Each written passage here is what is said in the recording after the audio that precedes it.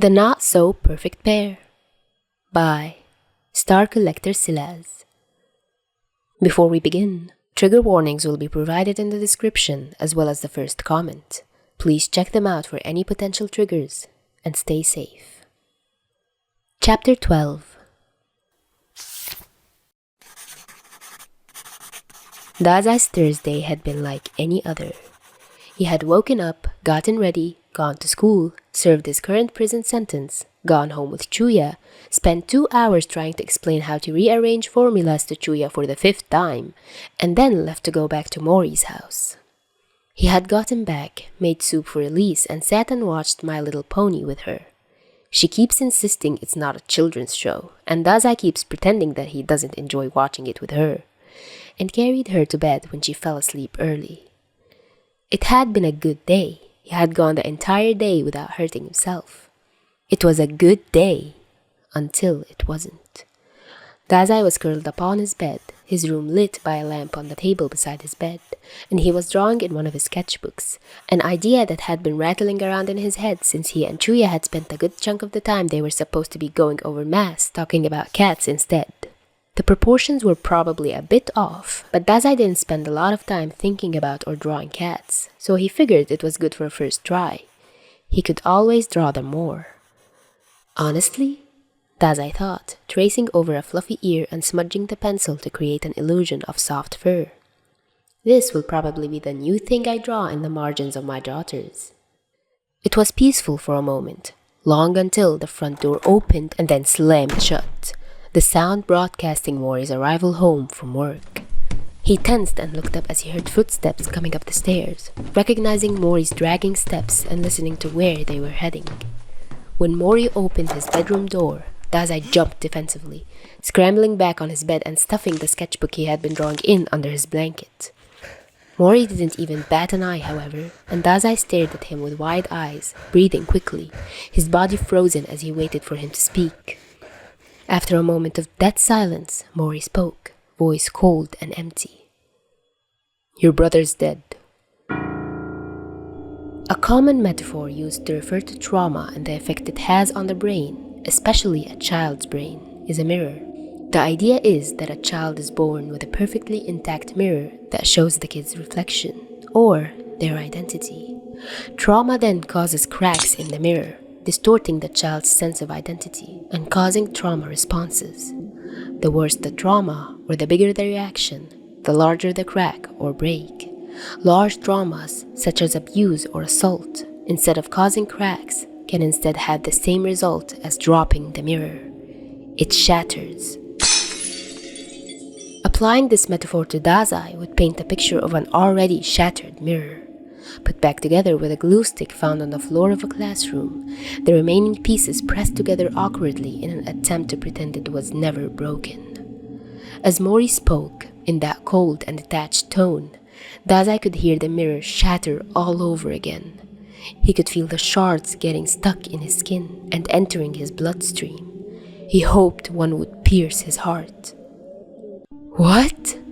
was all he could get out, not recognizing the sound of his own voice. He felt like he wasn't there, instead watching the scene from far away, looking through someone else's eyes. Mori's expression was blank, and there wasn't any inflection behind his tone as he amended his sentence. "Dying, not dead. He will be by the end of the night." Dazai was completely frozen, not even blinking, the pencil he had been holding falling out of his grasp. He could clearly see the drawing he had been working on in his mind. 3 fully drawn cats, one in auburn red, one gray with glasses, and one black with bandages around the tail. The 2 bigger cats had been sketched with their tails intertwined, the smaller black one sitting beside them, with the rough sketch of what should have been a scruffy ginger tabby next to it. He could feel the paper crumpled up against his leg in his careless haste to hide it. He has been on a steady decline for a few days, took a massive drop earlier today, and was hospitalized. Dazai blinked a few times more, dumbfounded. Then suddenly Dazai was moving again, throwing himself out of his bed, furious. "You mean he's been in the hospital for hours already? And you knew he was getting worse?" Dazai shouted accusingly, running a hand through his hair and wincing as he caught a nail on the scab of his scalp. "Calm down, Dazai," Mori said, sounding disinterested. "I was working. How did you expect me to tell you?" "I don't know, by picking up the fucking phone, maybe?" Dazai retaliated, his breathing quick and heavy. "Dazai, calm down. You're acting crazy." "I'm acting crazy? You have absolutely no emotion towards the fact that your oldest son is dying!" Dazai spat. "You're behaving like your mother," Mori said, looking at Dazai with narrowed eyes. Dazai bristled, even more angry. Anger was becoming an increasingly common emotion. Something must have been wrong with him, because he's never felt so much before, or felt so strongly. But all soulmate stuff had broken something in him, and instead of always feeling tired or apathetic, he was feeling angry or sad more frequently.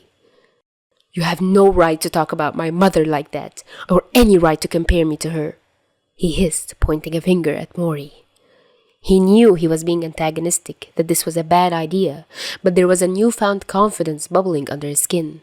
If Mori hurt him, Chuya would find out. He wouldn't need to worry about Oda finding out.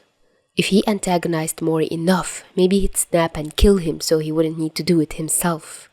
Even if Mori didn't kill him, he deserved the pain. He wanted it. Mori's expression darkened at Dazai's words and body language, taking a threatening step forward before he was interrupted. Upon hearing the commotion, Elise had woken up, standing in the hallway a safe distance behind Mori, holding a brown teddy bear. "What's happening?" she asked, sounding scared. What's wrong with Oda?" Dazai used the distraction to scramble in his room in search of his shoes, and his head snapped up at the question. "Yeah, Mori, what is wrong with Oda, seeing as you never actually told me?" he asked accusingly, finding his shoes and wasting no time in slipping them on. "Lung cancer, metastasized to his heart. He had a heart attack earlier today, hence why he's in the hospital. He won't make it through the night," Mori said, still sounding bored but with a cruel smirk faint on his face. Dazai froze again, in the process of patting his sheets down for his phone. All that coughing. Fuck, why didn't he realize? Why didn't Oda get better? Mori sighed from the doorway, and Dazai snapped back into action, pointedly silent as he found his phone and shoved it in the pocket of the worn-down jeans he was wearing. Antagonizing Mori into hopefully hurting him could wait. Mori would probably get angrier the longer Dazai was gone anyway. He'd probably regret all this later. "And where do you think you're going?" Mori asked, watching Dazai closely. "Where you should be," Dazai spat as he patted his pockets down to check he had everything, and he marched to his door, moving to push past Mori, who was blocking the doorway. Instead of slipping past like he had intended, he ended up being pushed backwards, stumbling and falling against his bed frame, landing with a wince, gasping and feeling a sick sense of satisfaction as pain laced through his wrist when he tried to catch himself. Mori ran a hand through his hair as though trying to calm himself, then put both his hands behind his back. "You know, Dazai, this room is a mess. It has been for quite a long time," Mori said thoughtfully, eyes flitting around the clothes on the floor and the schoolwork everywhere. "I expect this room to be spotless by tomorrow. You can go to the hospital and say goodbye to Oda once you're done." Dazai's jaw dropped, his eyes welling up with tears as he looked up at Mori from the floor, forgetting about his bid for attention from Mori.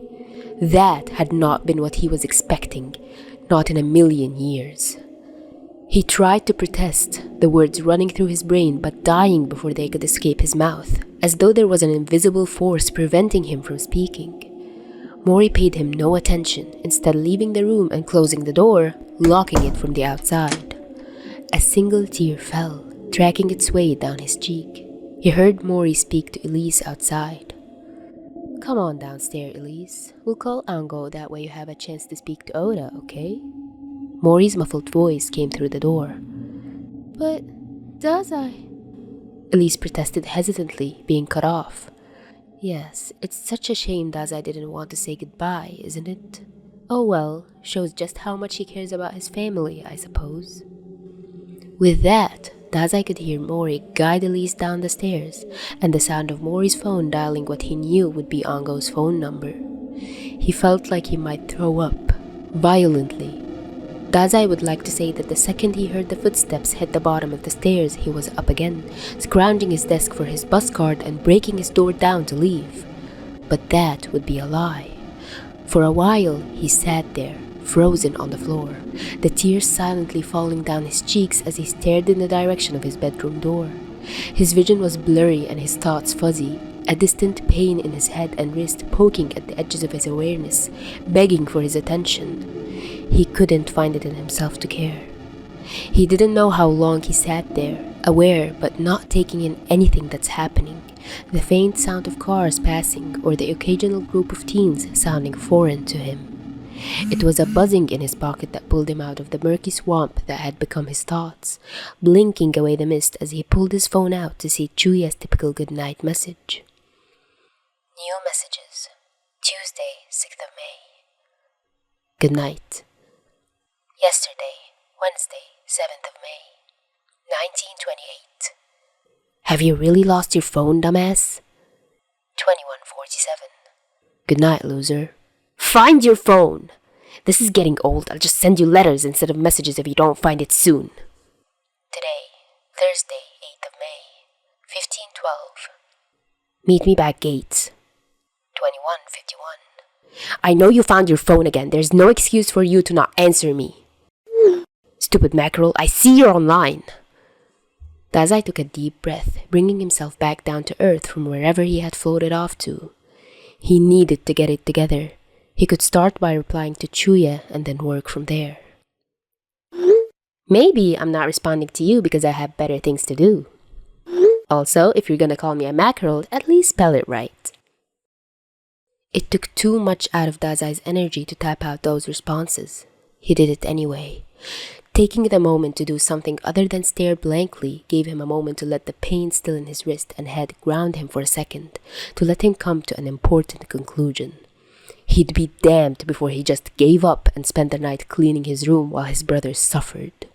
And so he picked himself off the floor, wiping the tears from his face, and went to his desk, picking through the various papers to find his bus card and slipping it in his pocket. Then, for the first time in months, he opened the curtains to his window, looking out at the dark street. His phone chimed with Chuya's response, so Dazai turned the screen on again, purposely breathing slowly as he read it and responded.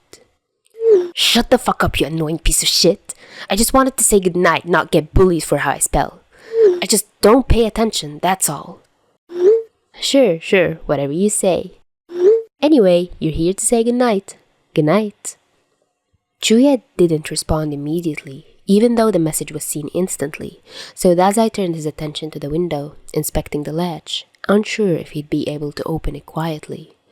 However, he put his phone down and carefully pressed open each latch, each one making nothing more than a soft click as they came undone. He let out a sigh of relief as they barely made any sound, hurriedly ensuring they were all clear. When they were all unlocked and pulled away, he hooked his fingers under the wood of the frame, pulling it up, struggling slightly as the window hadn't been opened since the previous summer. When it was finally pushed up enough that he could get his hands under it, he pushed it up the rest of the way, his wrist screaming at him for every moment it was under pressure. It didn't take long until it was as high as he could get it, and he paused, breathing heavily and shaking his wrist out, glancing down at his phone when Chuya finally responded. Are you okay? You don't normally message like that. Or just let me go to sleep. You'd normally want to talk first. Dazai looked down at the message, catching his lip between his teeth, watching the typing bubble appear as Chuya sent another message. My wrist really hurts if you're looking for something to talk about. I don't know. You're seeing my messages. Are you okay? Dazai took a deep breath and then responded again. I'm fine. I'm just particularly tired tonight. Trying to explain how algebra works to you wasn't easy, you know? You're like a cat, clingy yet would never admit it. Why are you so attached to me, huh? Paying attention to how I type? Something to tell me, Chuya? The effect was instant, Chuya responding quickly. Fuck you, I'm not clingy, you asshole, I hate you! Good night! Despite the situation, Dazai smiled. Good night, darling. Sleep well. Fuck you! Clearing his throat and ignoring the burning on his face, Dazai returned his phone to his pocket, focusing on the major issue at hand. His older brother was dying, and he was locked in his bedroom and planning on scaling the side of his house to leave. Smiling and blushing over his text messages with Julia seemed like a stupid waste of time now. However, he was calmer, a little. At least he had moved from his floor. Swinging his leg over his windowsill, he looked down at the ground, which seemed dizzyingly far away. He knew he wasn't that high up, only on the second floor, but he also knew that falling would hurt. More importantly, because he couldn't care less about getting hurt himself, falling would hurt Chuya. Unfortunately, he didn't have time to think of any alternative solutions. So he took a deep breath and he swung the other leg over the edge as well, gripping onto the ledge firmly with his hands, twisting his body and sliding off the ledge, dangling precariously with his face up against the wall. The movement wasn't as smooth as he would have liked, the force of the sudden drop pulling at his joints, making him gasp in pain as his wrist flared up again, the pain feeling like flames licking up the side of his arm. He could feel himself shaking and his palms sweating. All he could think was, "Don't look down." After a moment, he firmly closed his eyes, moving agonizingly slowly as he shifted his way along the length of his window until he could kick out and reach the roof of the garage. After a few tries, he managed to get his foot on it, and quickly scrambled the rest of the way onto it, falling on his knees the second he was safe, his hands trembling violently, the pain in his wrist dialing down significantly due to the lack of pressure. It wasn't hard from there, he knew. He jumped down from the garage roof easily, wincing as he rolled his ankle but landing nonetheless, the damp grass soaking through the fabric of his shoes. He didn't give himself a chance to think when he landed, instantly beginning to run, not giving Mori another second to potentially realize he was leaving than he already had. Dazai only stopped running when he was 3 streets away and he could see the bus stop across the street. By some major miracle, the bus was already pulling into the stop by the time he arrived, his bus card already in his hand. He got a few weird looks, but he could understand why. He looked a mess, wearing dirty jeans, a t-shirt that didn't belong to him, and panting like he'd just run a marathon, not even mentioning the bandages. But he was let onto the bus anyway, collapsing in a seat near the back. It would be at least an hour to the hospital, and he didn't bring his headphones. Instead, he let the brain fog take over. He couldn't be here anymore.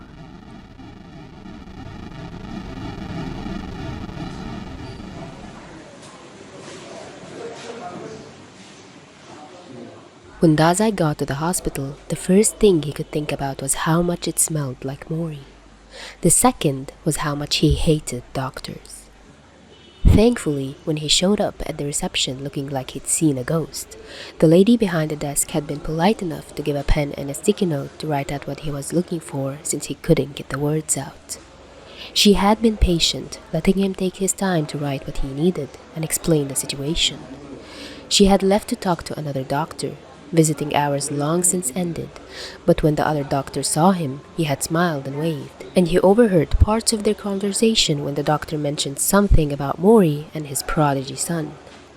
He was granted an exception, the nurse behind the desk claiming it was due to the circumstances and leading him down the hall. At the entrance to the ward, she stopped and turned to Dazai, speaking carefully. "He's just along this hall, but I must warn you, he's not got long left. We've got him on as much medication as we can to make it comfortable, and he's exhausted. With any luck, he'll pass as though he was falling asleep. But there is a chance he passes while you're visiting." She said, her voice soft, as though she was talking to a child. Dazai swallowed and nodded numbly, biting on his lip, ripping the soft skin and tasting blood on the tip of his tongue. The nurse then smiled sorrowfully and pointed out a room in the middle of the hall, patting his shoulder in a reassuring manner before leaving to return to the desk. When Dazai was left alone in the almost empty corridor, the walls all white aside from the blue one on his right, he couldn't help but feel impossibly small and powerless. He could fix most things, or at least he could try to. He had always been able to tell what was wrong and offer solutions. He was built to be a problem solver, to be of use in all kinds of situations. Yet he hadn't worked it out. He was told he's sick and he didn't dig further. He hadn't even tried. Now he was being confronted with another problem he couldn't solve. Like a computer system, he was failing, an execution error buried deep in the code, unfixable, the kind where it was easier to start over. Each step he took towards the room felt heavier than the last, the dread welling in his chest as though the movement was making him motion sick. Finally, he pushed open the door, peeking through the gap into the dimly lit hospital room hesitantly. Ango was sitting next to the bed, his hands clutched together and his head lowered as though he was in prayer. Ango's suit jacket had been discarded to the side, and his sleeves rolled up. Dazai could see the reddish-purple marks on Ango's hands and inner arms, where Oda must have had blood taken from. Oda seemed to be asleep, eyes closed peacefully, his hand holding onto Ango's arm. When he heard the door creak, Ango's head shot up in surprise, and his eyes widened when he saw Dazai. "Dazai, what are you doing here? You're the... Mori said you didn't want to see him." Ango asked quietly, tone confused. He sounded exhausted, like he hadn't slept for days. On closer inspection, he looked like it too, dark circles under his eyes and pale cheeks. Dazai just swallowed, slipping inside the uncomfortably spacious room and looking around awkwardly. I didn't know Oda was here until a little while ago. I came here straight away," he said quietly, his voice sounding scratchy and foreign. Ango frowned, looking like he might ask another question when Oda stirred, and both of them had their full attention on him instead. "Dazai?" Oda asked tiredly, blinking repeatedly as he made to sit up, being hastily stopped by Ango. Dazai's breath caught at the sound of his name and he nodded, stepping closer. Oda looked horrifically pale, and thinner than Dazai had ever seen him. It was almost like somebody had drained the color out of him. To say he looked sick was an understatement. He looked dead already. "What are you doing here?" Oda asked, and Dazai glanced at Ango. "I wanted to see you." Dazai responded quietly, and Ango got up, bringing over a chair for Dazai to sit on, so Dazai was on one side of the bed and Ango was on the other. Dazai sat awkwardly, his back and neck crawling, feeling distinctly uncomfortable with the open space behind him and his inability to see the door. Oda chuckled slightly, the laugh turning into a weak cough, his heart rate spiking on the monitor. "I am in no shape to be accepting visitors."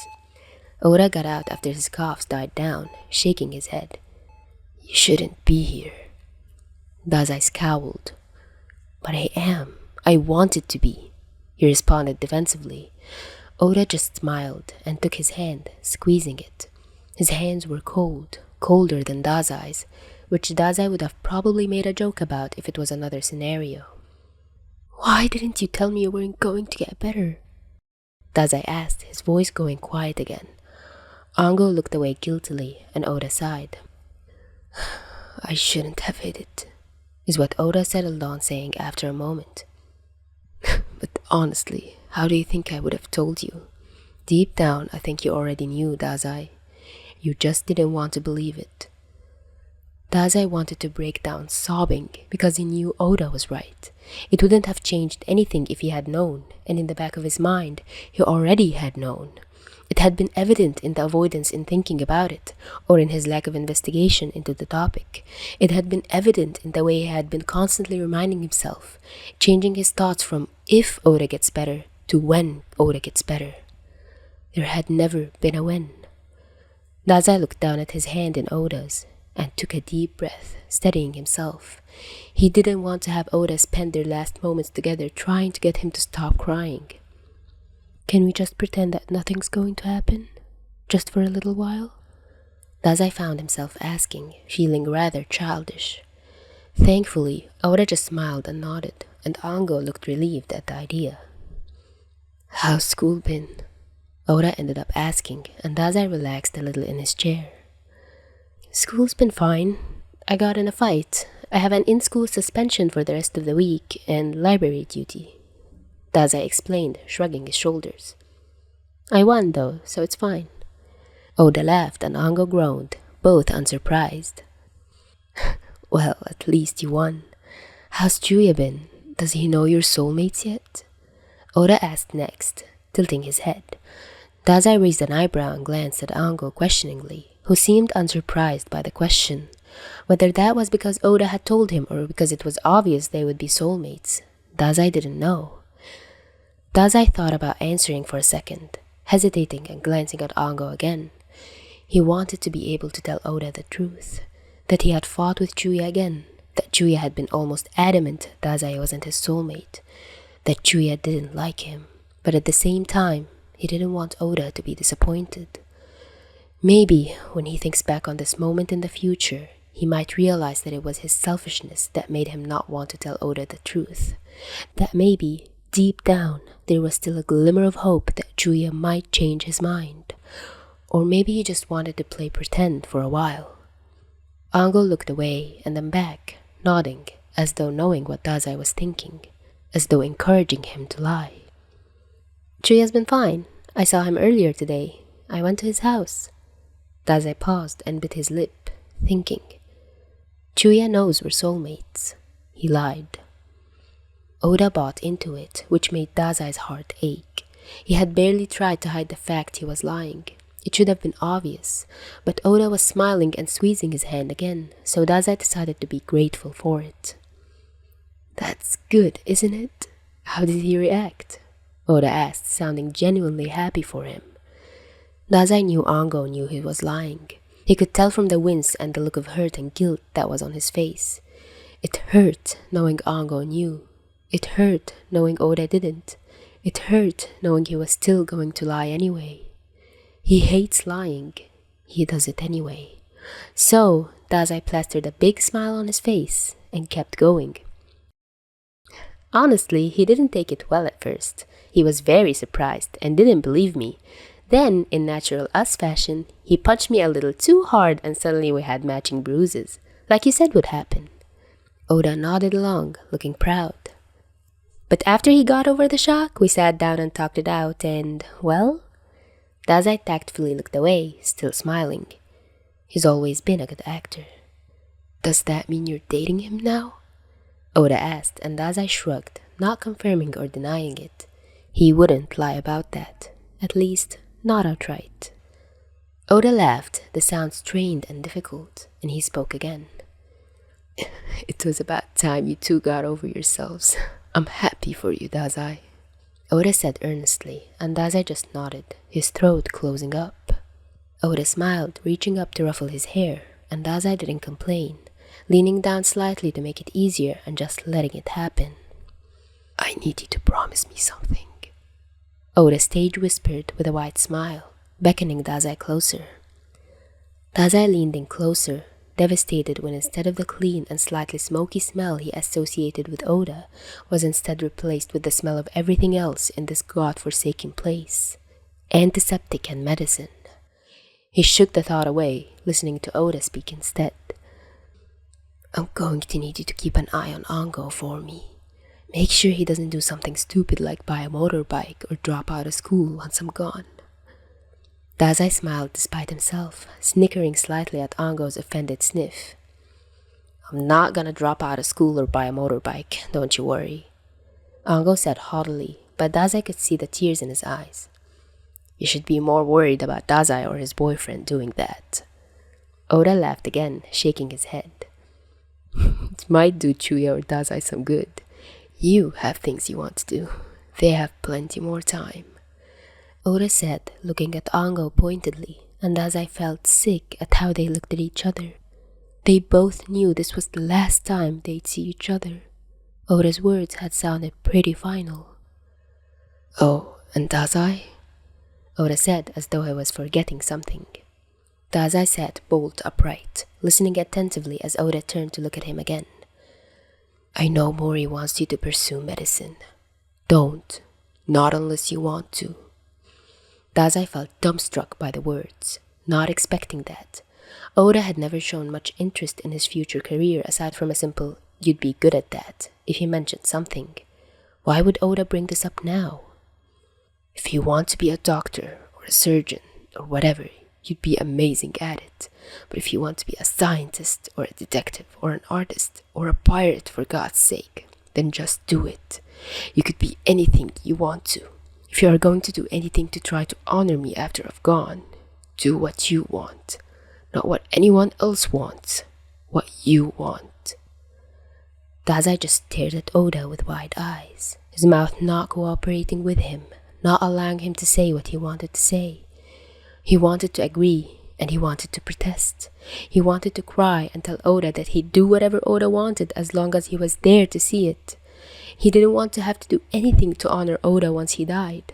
He wanted Oda to be alive. He didn't want him to die. It wasn't fair. None of this was. He wanted his big brother. But he couldn't have his brother. Not forever. So he nodded numbly. "Okay, I understand," he whispered. The words had felt like sandpaper in his throat.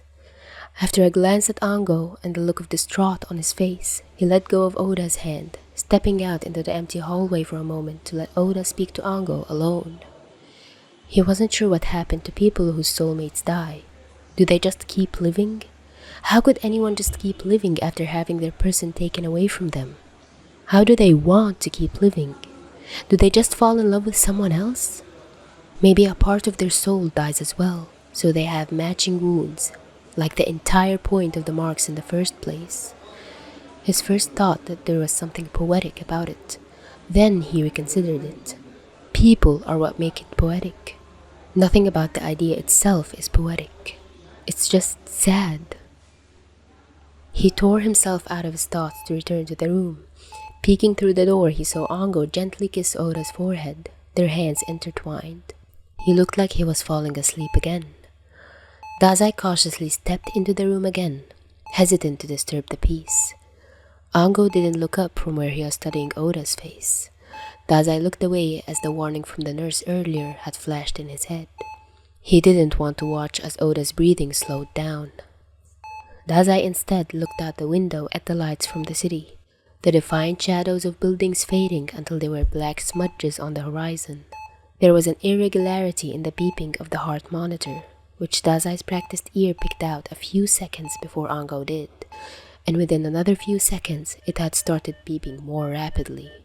It only took a few seconds for there to be multiple nurses and a doctor from earlier in the room, and while Dazai would normally be able to pick out what they were doing, all he was looking at was the empty space beside the bed where the nurses were avoiding by force of habit, where there was a noticeable lack of a crash cart. It only took a few more seconds for the repetitive beeping from the heart monitor to be replaced with a single steady tone, and Dazai barely had time to register what was happening before he was being ushered out of the room by a nurse. Ango was out in the hallway seconds later, looking sick and on the verge of a breakdown. Dazai just stared out at the now closed door where he had been standing a few seconds ago, his older brother still alive and just sleeping. The tears that had been welling up and threatening to fall all evening had suddenly vanished, taking with them all capacity of feeling anything other than tired and sick. His head was pounding furiously, his vision swimming. They say the brain remains active until 7 minutes after the heart stops beating. As far as Dazai is aware, that's not entirely accurate. While, yes, as a general rule, people die after 7 minutes without oxygen to the brain, it can vary between person, and people can still be resuscitated until they're completely dead. As long as there is an adequate amount of brain function left, a manual restart of the heart and CPR will return oxygenated blood flow long enough for the body to start, hopefully, working on its own again. Otherwise, should it be required for some reason, an oxygen machine and a pacemaker should be effective. However, the level of activity, that's more limited. Permanent brain damage can come within a few minutes of a lack of oxygen, and neuron death can happen in as little as 5. It depends from person to person, with different factors such as activity level, weight, and cardiovascular health affecting the timescales. At any point after 5 minutes, brain damage can result in brain death, a term used to refer to when a person's brain functions so little that they can't do anything. They're comatose, with barely any function aside from breathing. Dazai is unsure of the exact truth behind the statement. He frequently fills gaps in his knowledge with the answers he deems would make the most sense through patterns he recognizes in information, but the last thing he wanted to do was look it up. However, he was able to watch as approximately 6 minutes after Oda's heart had stopped beating, the marks on Ango's hands and arms began to fade away. He doesn't think he'd ever seen someone cry so much. Funnily enough, having poor cardiovascular health is actually a benefit in the eventuality that a person's heart stops beating, as the brain will likely survive for longer, more used to a lack of oxygen due to a buildup in the veins preventing fast blood flow. His brain unhelpfully supplied him with the knowledge that Oda likely hadn't stopped smoking after his cancer diagnosis, comparing the various bundles of his knowledge within the current situation. The extra few months of smoking had probably prolonged his life by a minute. He was stuck viewing the scene as though he was detached from it, taking in the events the way he always did, like information, clues for another puzzle to solve, for another problem that needs to be fixed, another learning experience. After a while of waiting in the hallway, sitting on the uncomfortable metal chairs as Dazai desperately willed the brain fog to come back, for a different way to detach himself, a nurse came out to inform them they could go in and say their final goodbyes. Dazai stayed firmly planted on the chair as Ango went in. He wanted his last image of Oda in his mind to be the one of him peacefully falling asleep. He didn't want to see him now, knowing he'll never see him alive again. Knowing that the entire time Oda was dying, he was just thinking about how it was happening, that he didn't feel anything, that he couldn't. Waiting for Ango, he briefly recognized a few nurses passing by and offering short condolences, one or two keeping half an eye on him as they went about their duties. Dazai just stared at the floor, forcing his eyes to unfocus, allowing the brain fog back in, barely thinking as he just stared absently. He didn't remember how much time passed, his brain fuzzier than it had ever been, but eventually Ango came back out, talking seriously with another person. Dazai didn't look up. He vaguely registered being guided up and out of the hospital, and being handed a blanket when he curled up on the front passenger seat of Ango's car. The blanket smelled like Oda did. Ango gave him a lift home, mentioning something about not wanting Dazai to get the bus alone right now, and they ended up stopping to buy hot chocolate on the way back to Mori's house. The car ride was mostly silent, neither of them in the mood to talk. The only sound was Ango's occasional sharp inhale as he was trying not to cry anymore. Dazai thought he would have felt grateful if he could feel anything other than empty.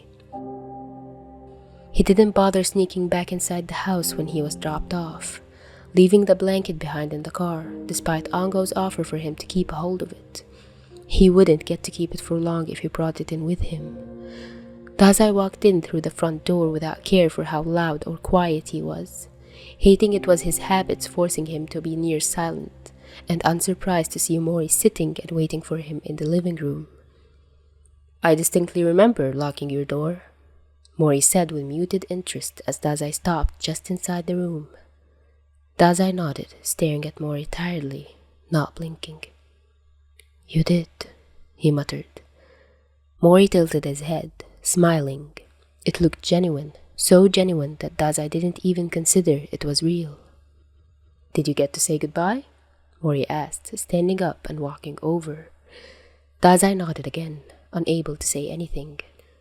Mori sighed, shaking his head as he stopped just in front of Dazai. Such a pity. Oda had great potential too, if he had just channeled his passion for writing elsewhere. Not that it matters now. Still. Dazai felt sick listening to Mori talk about Oda like he had just been some experiment, a toy to play with, but he couldn't do anything about it. Nobody could. "Now, Dazai, we need to think of a consequence for you leaving so late and directly disobeying me," Mori said importantly, beginning to walk again, patting Dazai's shoulder as he walked behind him.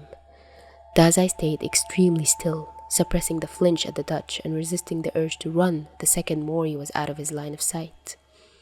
Mori thought for a moment, humming consideringly, the silence suffocating Dazai.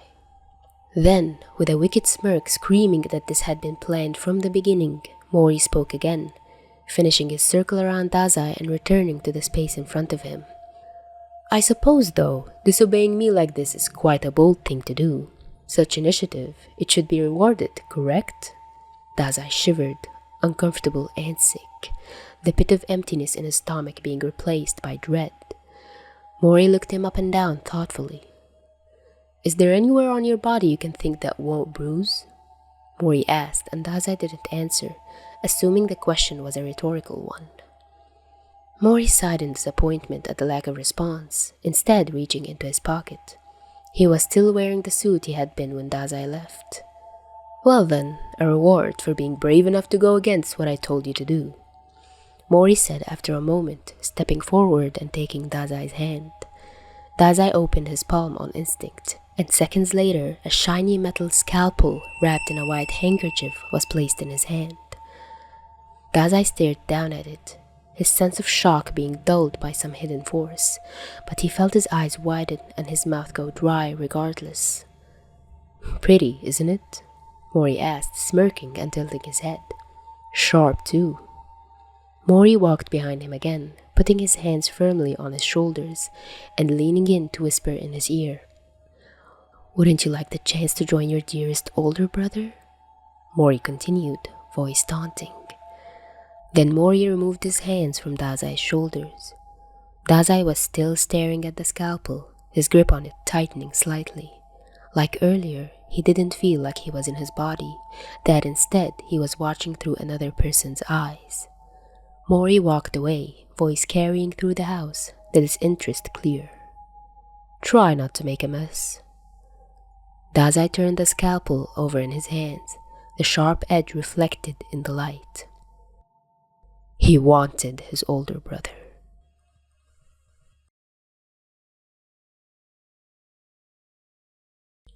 Man, I truly have no fitting endnotes for this chapter.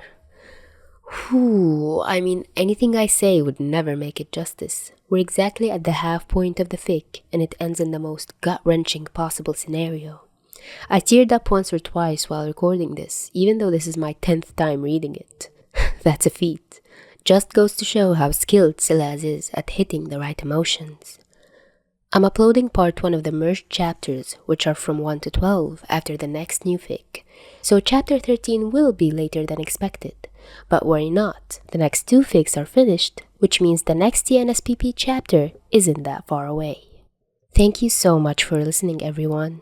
If you'd like to request any fics, YouTube community tabs are now open for you to post, aside from Tumblr. And if you'd like to show more support, I'm available on Ko-fi, and Super Thanks is now available. Hope you have a great week. Till next time.